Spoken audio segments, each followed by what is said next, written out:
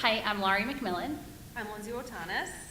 And we are from Marywood University. And before we get started, we just want, by show of hands, how many of you are already using video in your blogs? Awesome. Okay, good.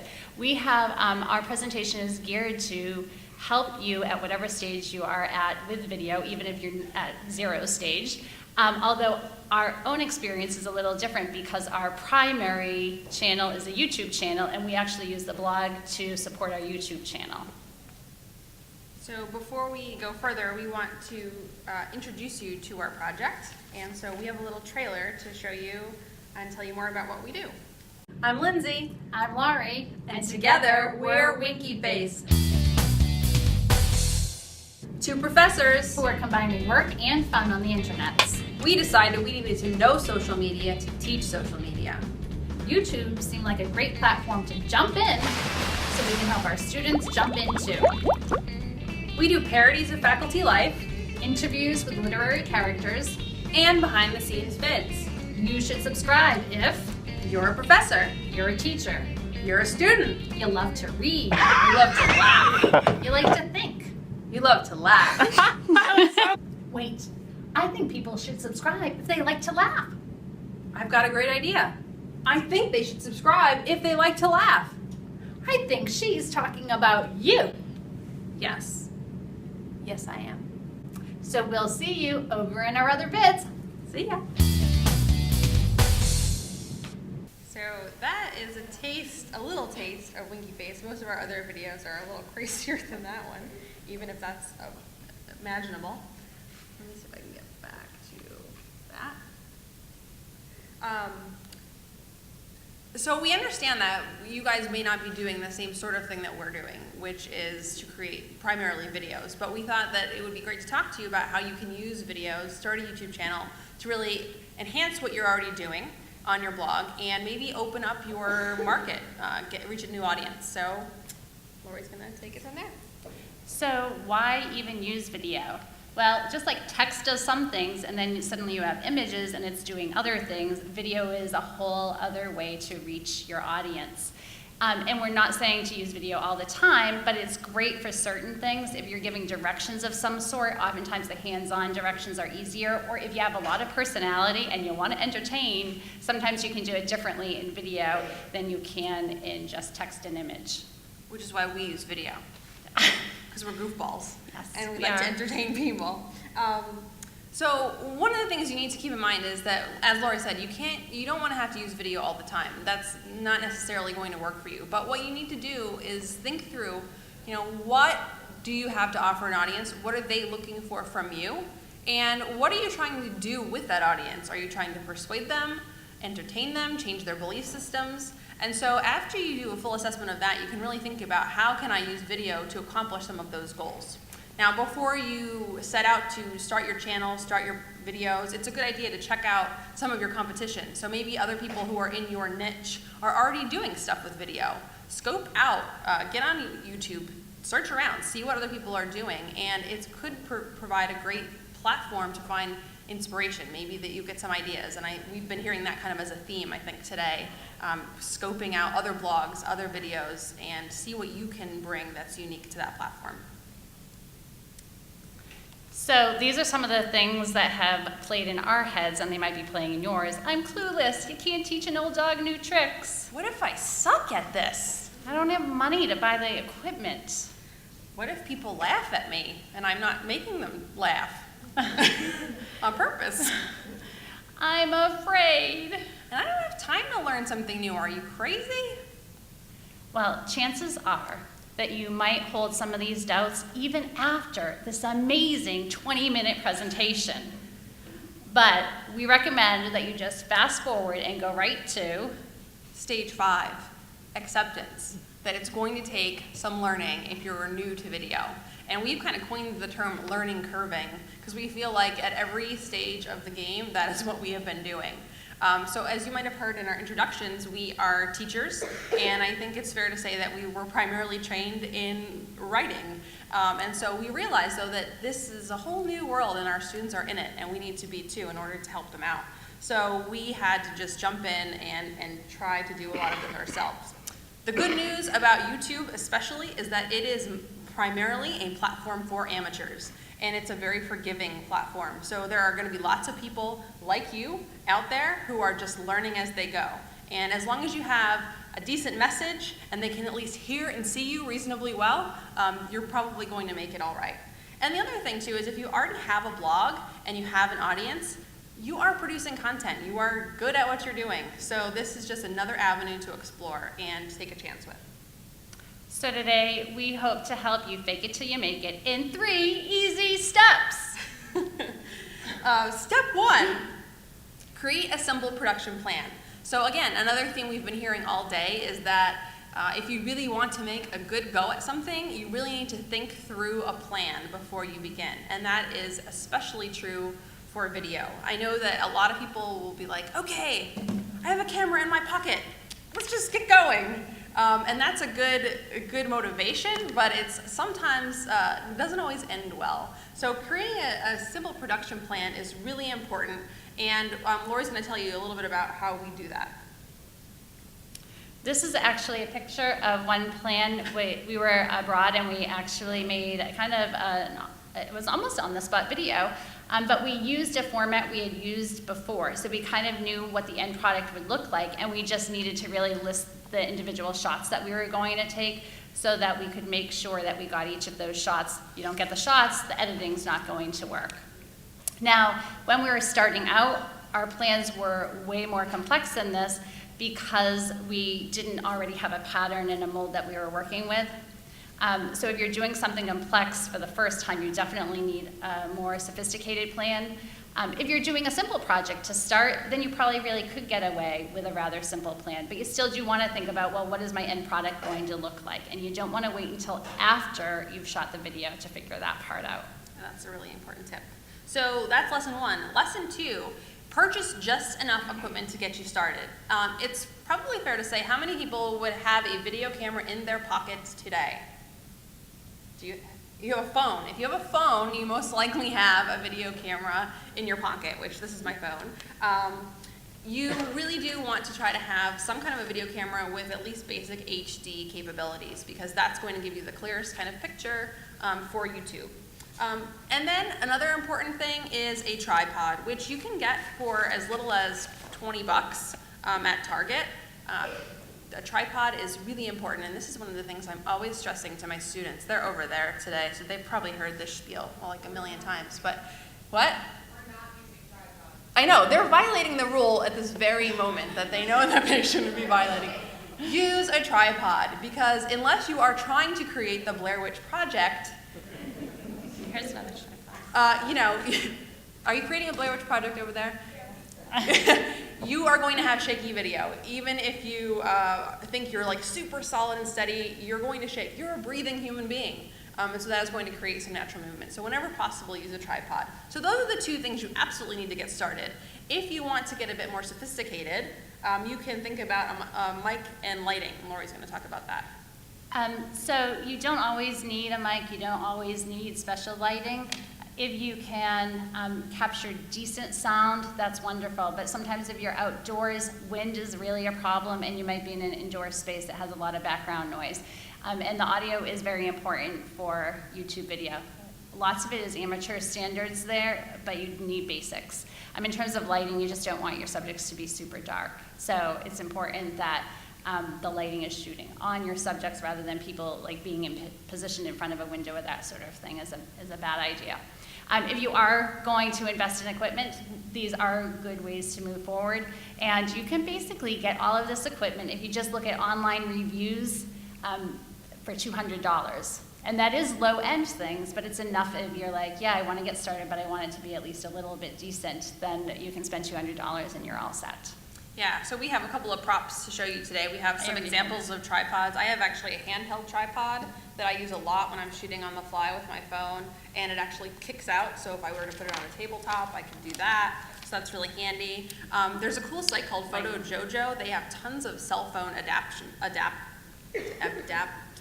I don't even know what that's the word. Accessories, that's the word. And this is like a little mini light kit that you can stick onto your phone.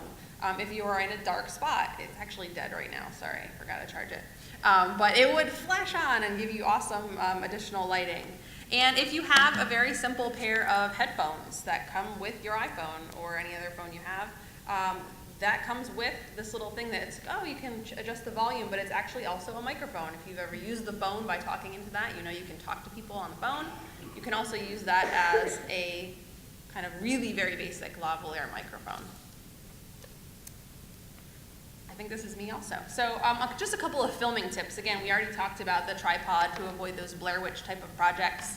I see lots of YouTube video shot like this. And if you have ever watched YouTube video, that's when it looks like a long and skinny screen rather than that landscape orientation. So one of the biggest amateur mistakes is to hold your phone this way instead of holding it this way. So make sure that's a very simple tip, but make sure you're using landscape orientation. And avoid zooming and panning.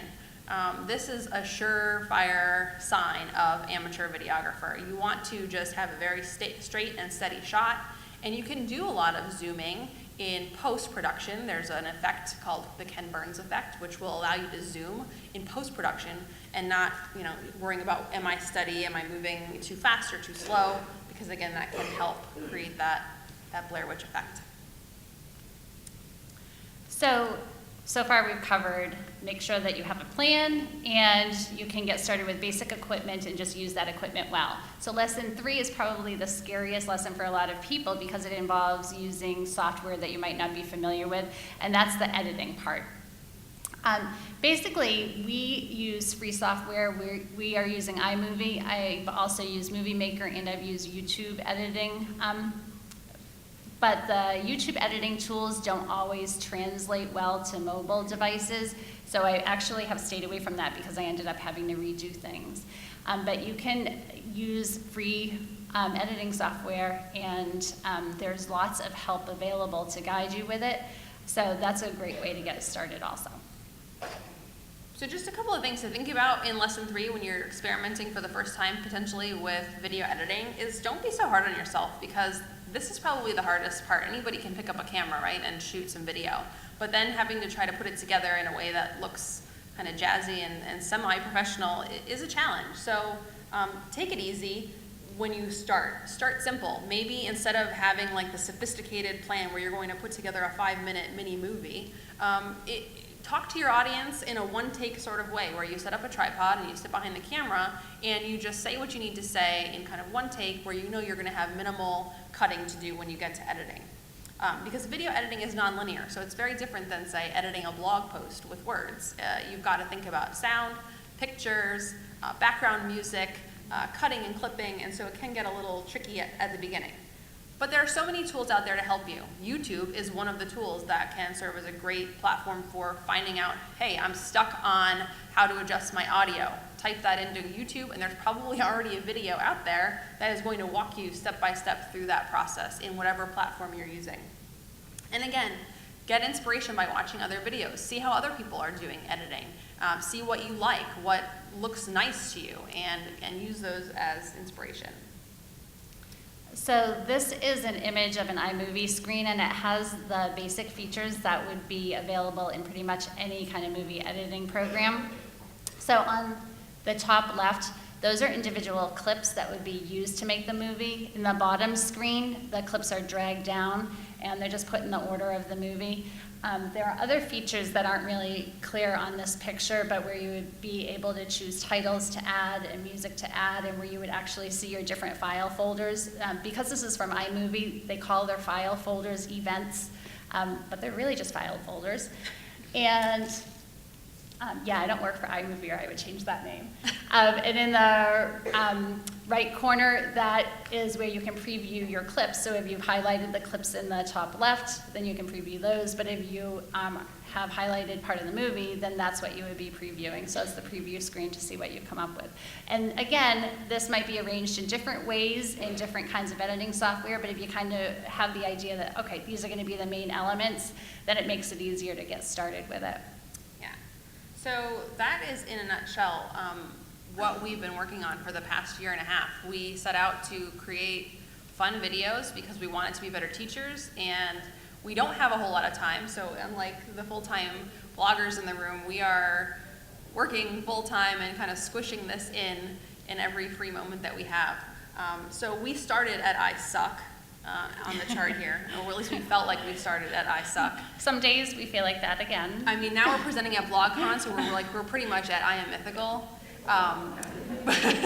We feel like we've made it now officially because we're here talking to you, but we know what it's like to have that kind of feeling at the beginning, like, oh my gosh, I really don't know what I'm doing, and people might laugh at me, and I'm afraid to try something new.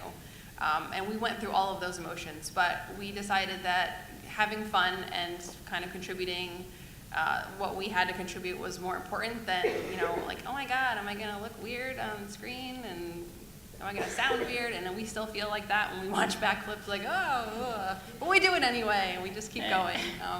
So we are going to be posting some helpful links on our blog. We actually do have a blog that supplements our YouTube channel called Winky Face Margin Notes. Our channel is called Winky Face. And so you can find your way there. And there are links here to all of our other social media. We're fully integrated with Facebook, Twitter, Instagram, etc. So we hope that you'll check out some more of our videos and subscribe. Are there any questions? Yes. What is the name of not that tripod, I don't know. I think it's just called a handheld tripod. It actually, like, this thing screws off too. So what's really cool is if you have like a regular tripod, you can adapt this to a major big tripod and use your phone with it. So I could like put this on this one. Okay, does that work with that? Because I Oh, yeah. have that venue, yeah. Yep, it would just screw right onto that. And they are not from like the same company or anything. They just kind of work together. Did you get the iPhone one from Photo Jojo? I think, I got this one on Photo Jojo. They have a lot of cool internet accessory or phone accessories for iPhone, Android, all that kind of thing. At one point I experimented with a shotgun mic for my iPhone, but it didn't work very well, so I sent it back. But it's pretty cheap too. I think like this is probably like 25 bucks, maybe. That's maybe even a lot as an estimate. This is probably 20 bucks, the little light. Yeah. Any other questions? Yes. Where do you get the music for your videos? iMovie. Yeah, iMovie has a whole library of sounds, so it's jingles and sound effects of all sorts. So yeah, we're using the free iMovie music. I mean, there's a reasonable selection. In the back. Hi. I don't have a question. I was just going to say for the person who just asked about the Sure. There's also Audio Jungle where you can buy really short clips of songs for like $2 and have the rights. So you don't Cool, that's a cool, helpful tip. We don't do that because we're just really cheap and don't really have that much time to worry about the music. So we just use whatever sounds kind of cool and go with it. Anybody else? It's very hard to see. Does anybody else think they're going to like give YouTube a go? No, we're not that inspiring. Some people are like, maybe. Okay, maybe. Well, trust me, that is how we felt at the beginning. We were kind of like, actually, we were sitting at a luncheon. We have another question. But we were sitting at a luncheon, and Laurie's like, hey, I think we should start a YouTube channel. And I was like, okay. Yeah, I found my first one I didn't make any effort with, and it just got a lot of attention. I didn't use a tripod. I didn't follow any of our advice. It was, I don't know, but it still gets a lot of views and everything. So it's like this bizarre thing where something grows without you trying to grow it, just because it's out there. Yeah. So, I don't know. One more question, I think we can wrap up after that.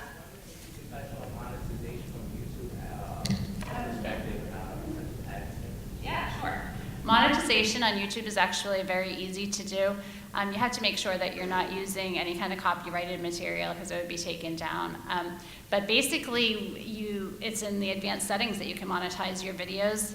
So on my earlier video channel that I didn't make any effort on, I to date have made just like a few $100s. But again, I was like just doing it for fun to experiment with no effort at all. So I'm like, hey, passively making a few $100s is a good thing. We have monetized our channel.